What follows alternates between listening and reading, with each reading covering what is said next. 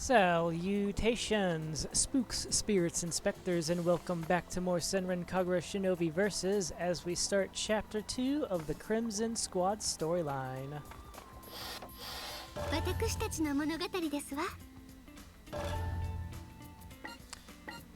Rapunzel the Shinobi. I can't write when people are looking at me.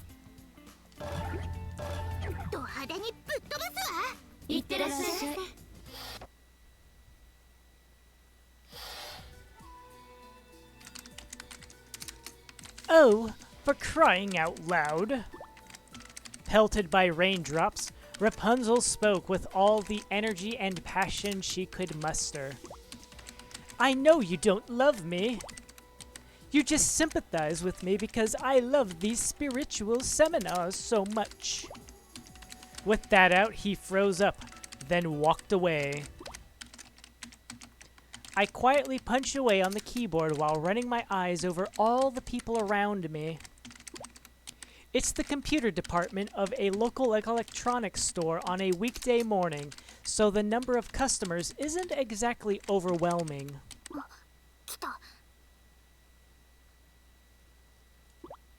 I save my work and close the browser window. An employee approaches. She has an impossibly broad smile. That is a deep voice sounding woman.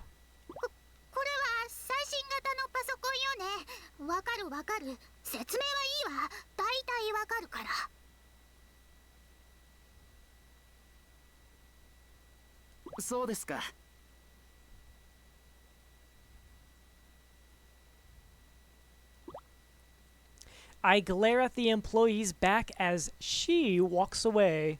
She has a surprisingly...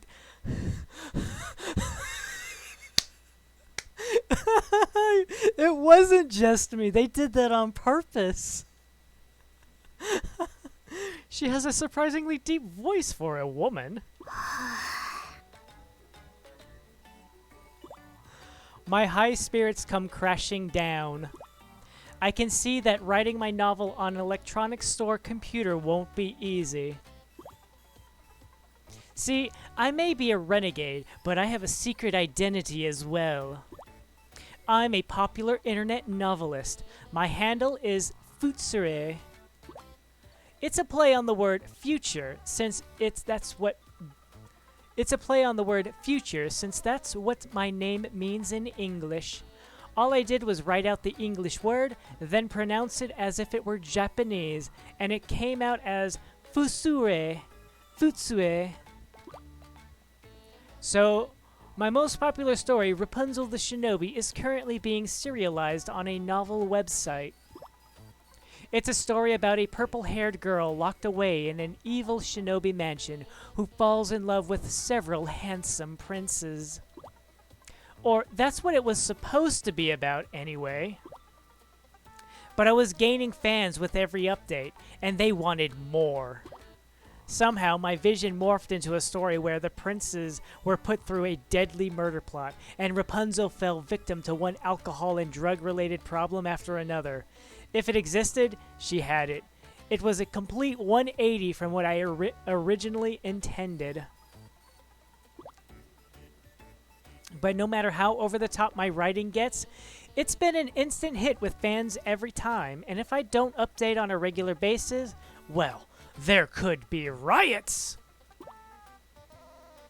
I still live with everybody in the cave, since I'm a renegade and all, and I'm much too embarrassed to reveal my work to them, so writing from home is out of the question. I don't have any valid form of ID either, so internet cafes aren't an option. That's why I started writing from the computer department at my local electronics store.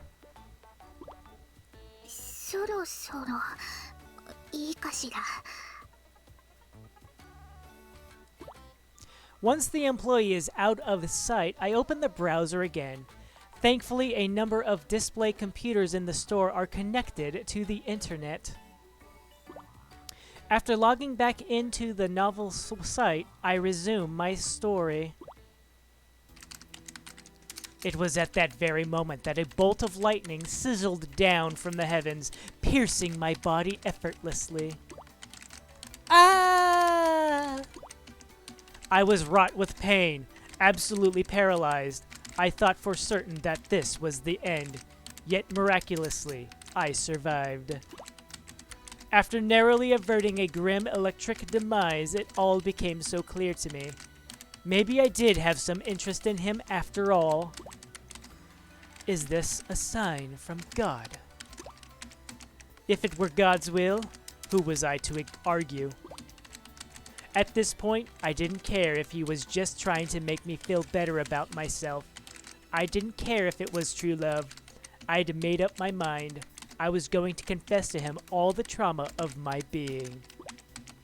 My darkest secret, the hurt and irrational and irritation I felt simply by being ignored. That's it. That's it. I'm on a roll. I'm writing at a faster pace than ever, which is, I guess, how online novels are supposed to work, right?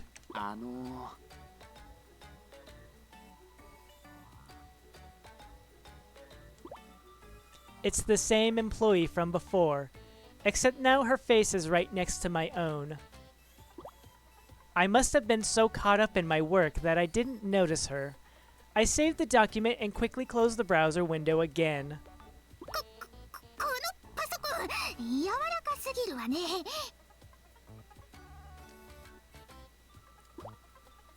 It's not until after I make my hasty retreat that I realize what I just said made absolutely no sense. I came all this way though, so I'd really like to finish the story. I pretend to leave the store, but quietly and stealthily re-enter.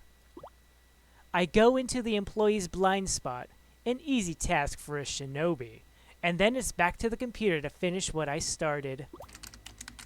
Is it truly alright to confess such trauma? I stopped for a moment in thought, but a moment is all it took.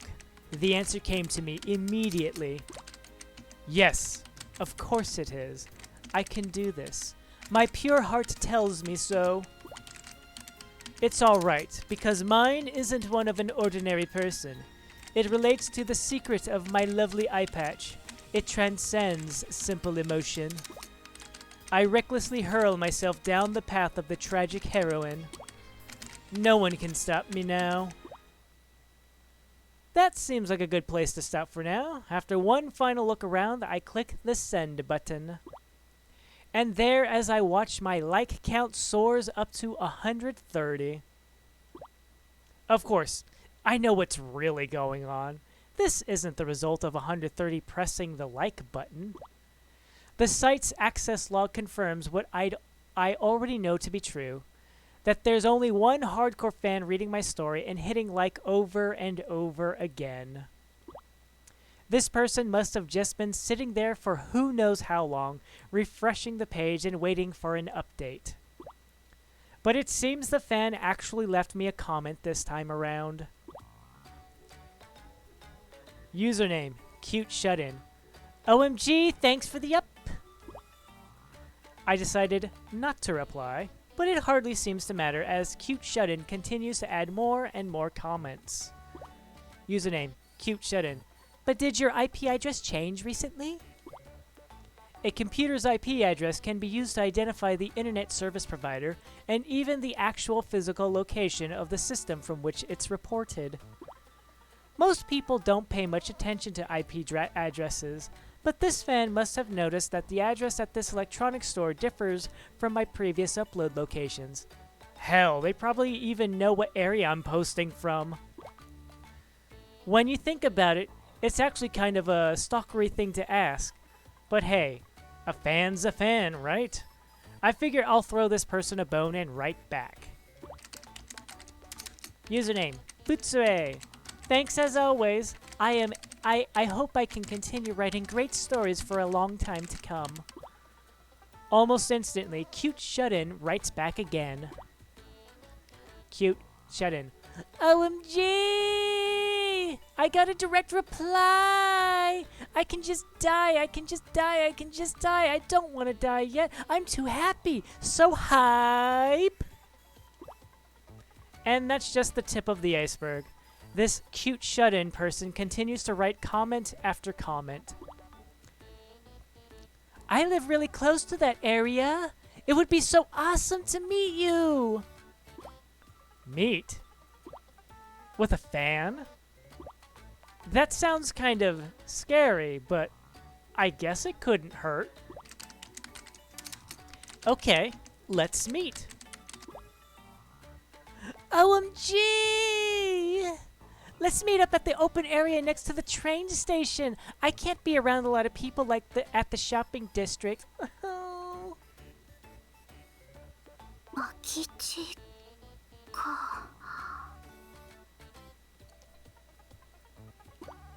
From my novel, this fan must assume I'm a female adult.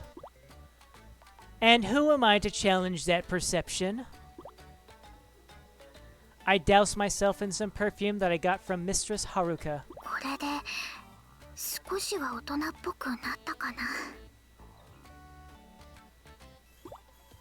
Reeking of artificial musk, I head for the open area by the station to meet up with cute shut-in. I sure hope this isn't a mistake.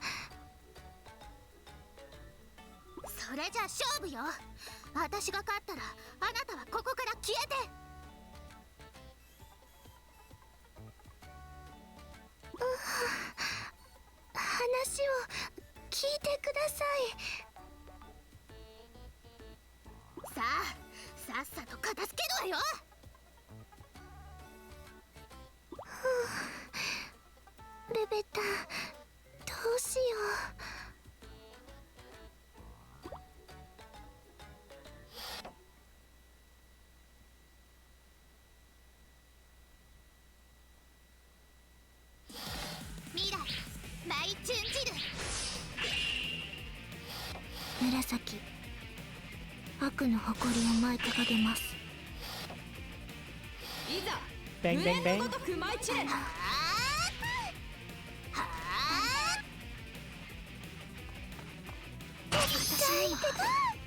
きるかも。あなたは頭。 Wow, look at that. Oh, I leveled up. That's what happened.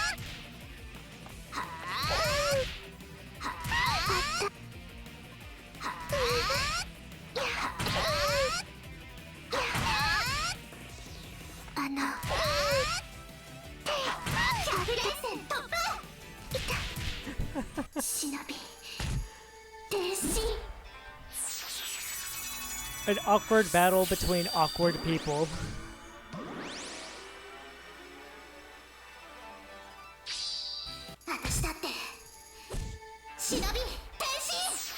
Mirai using her umbrella to bring the distance, and Murasaki try to close the distance by using just her long hair.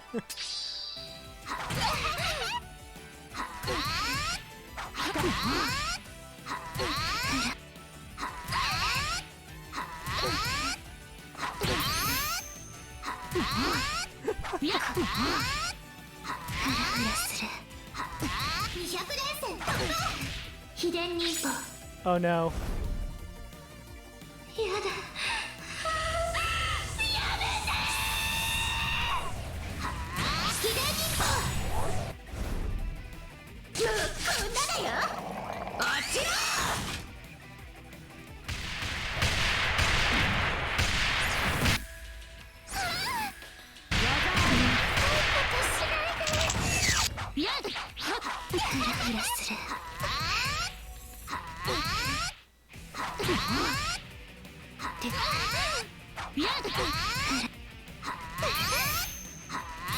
Get away from me!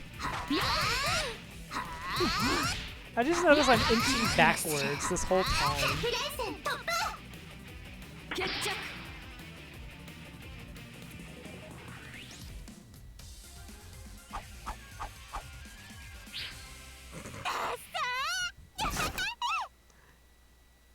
Being so proud of yourself. That was such an easy battle.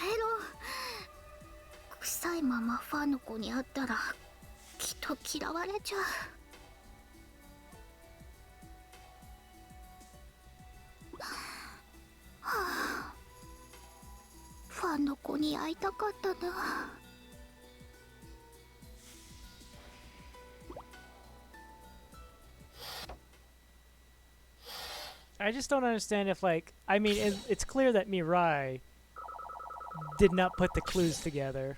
But I'm curious if Murasaki did. 私偉い。私もしかしてかなり強い？ひらめいた。 Don't bother. Shoot! I forgot this is chapter 2. Ah! おかえりなさい。おかえりなさい。おかえり。 It worked out. I usually forget that. Usually chapter 2 usually just continues on with the story. Alright, well I'm going to go ahead and end it here. So thank you all very much for watching. And ciao for now. Ciao for now.